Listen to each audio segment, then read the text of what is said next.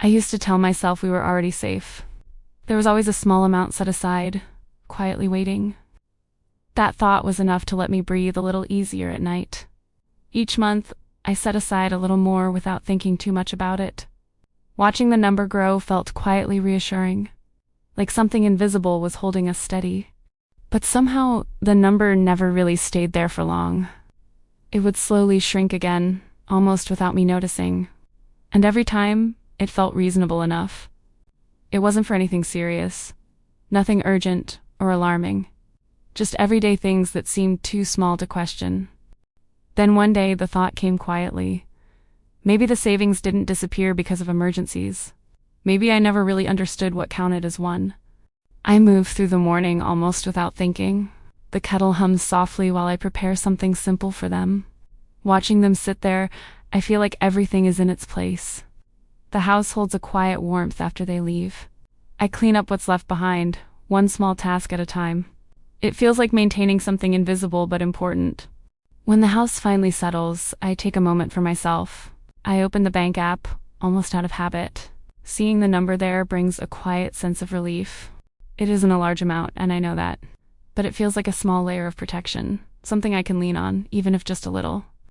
Later that day, something catches my attention. A better blender, cleaner, more efficient. I pause longer than I expected.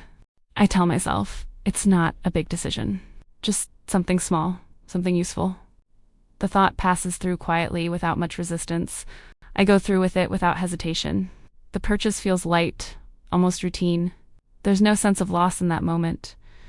Later I start remembering other moments like this, small choices that felt harmless at the time, and somehow they all feel connected now.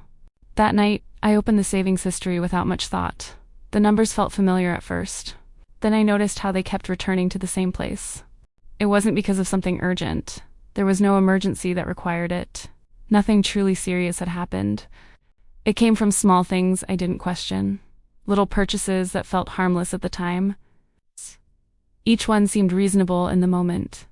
I decided to add everything up just to see clearly. The total surprised me more than I expected. It sat heavier than it should. I used to call it temporary. I told myself I would return it later.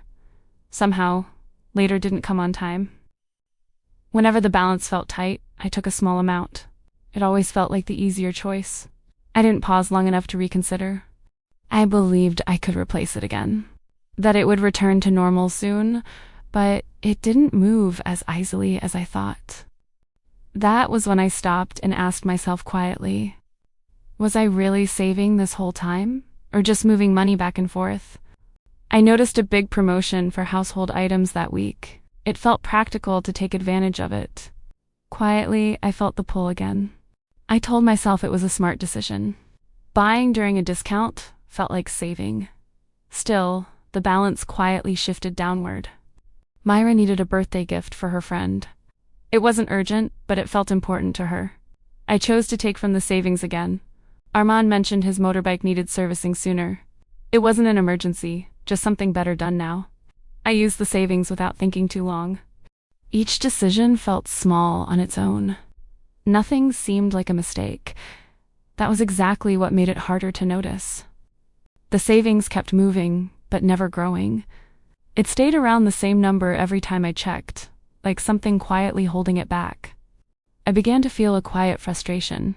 I had been trying, consistently, but the results never seemed to follow. The more I sat with it, the clearer it became. It wasn't about the income or the needs. It was about the patterns I kept repeating. Mira felt warmer than usual that night. I touched her forehead and paused longer than I should have. Something in me quietly shifted into concern. At the clinic, everything felt slower than usual. The quiet waiting made my thoughts louder. I began calculating before hearing any result. I opened my savings account without thinking too much. The number felt unfamiliar, smaller than I expected. I stared at it longer than necessary. It wasn't completely empty, but it didn't feel secure either. I knew this moment should feel lighter than it did. The gap between expectation and reality felt quiet but heavy. While waiting, I kept my head down. My thoughts moved quietly through past choices. Each one felt small before, but not anymore. This felt different from the usual expenses. There was no hesitation, no debate, just a quiet urgency that made everything clear. I remembered all the small reasons I used before. They sounded reasonable at the time. Now, they felt unfinished. Sitting there, I began to understand something simple. Savings were never meant for comfort. They were meant for moments like this. The house is finally quiet again. I sit alone in the kitchen, staring at numbers that feel smaller than they should. For the first time, I don't look away. A pattern begins to feel familiar. Not sudden emergencies, but small decisions that felt urgent at the time. I realize how often I treated them the same. I quietly name it in my mind. A false sense of urgency that keeps repeating. It feels clear now, almost obvious. I think about the things I called important. Discounts, small gifts, little upgrades around the house. None of them were truly urgent. I began to understand what was missing.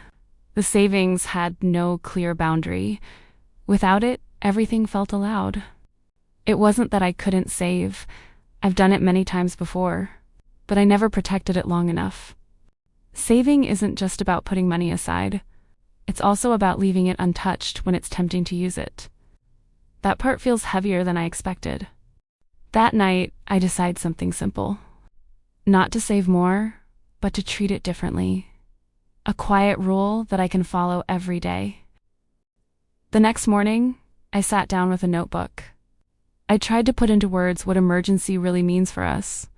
Writing it down made everything feel more grounded. I listed the moments that would truly shake us. Sudden illness, losing income, or repairs that cannot wait. It felt simple, but also firm. Then I drew a line under it. Everything else would no longer come from our savings, even if it felt important in the moment. That night, our man and I talked quietly.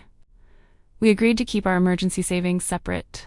It felt like giving it a place to breathe. We also created a small fund for everyday surprises. Gifts, discounts, or small unplanned needs.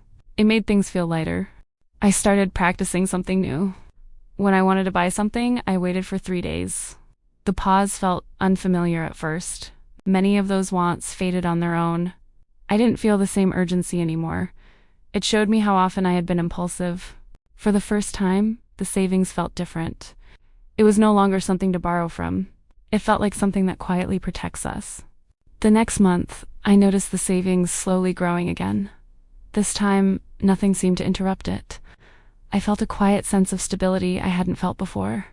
I still noticed promotions everywhere, just like before. The feeling to buy was still there, familiar and persistent. But now, I allowed myself to pause before deciding. One day, Mira asked for a small toy. I gently told her we could wait until next week, and somehow, everything stayed calm after that. Our man also became more mindful in small decisions. When unexpected expenses came, we didn't reach for savings anymore. We used what we had prepared. The house felt calmer, even though nothing major had changed. It wasn't about having more money. It was about knowing where everything belonged. I no longer felt anxious checking the account. I already knew what I would find. The money was still there, exactly where it should be. Savings finally felt like protection. Not something to reach for whenever things felt urgent. It gave a new kind of safety I could rely on. I realized something simple through all of this. Keeping money where it belongs takes more effort than saving it. And that truth stayed with me. I used to think I was saving properly. But when I looked closer, the money never really stayed. It just passed through my hands quietly. Not everything that feels urgent is truly an emergency. Some things only feel important in the moment, and that feeling fades faster than I expect. I realized my savings needed clearer boundaries. Without them, everyday life would keep reaching into it, little by little, without me noticing. Saving is not only about putting money aside. It is about protecting its purpose over time. That is what gives it strength. Maybe security is not just about having savings. It is about knowing when to leave it untouched, and that understanding changed how I see everything.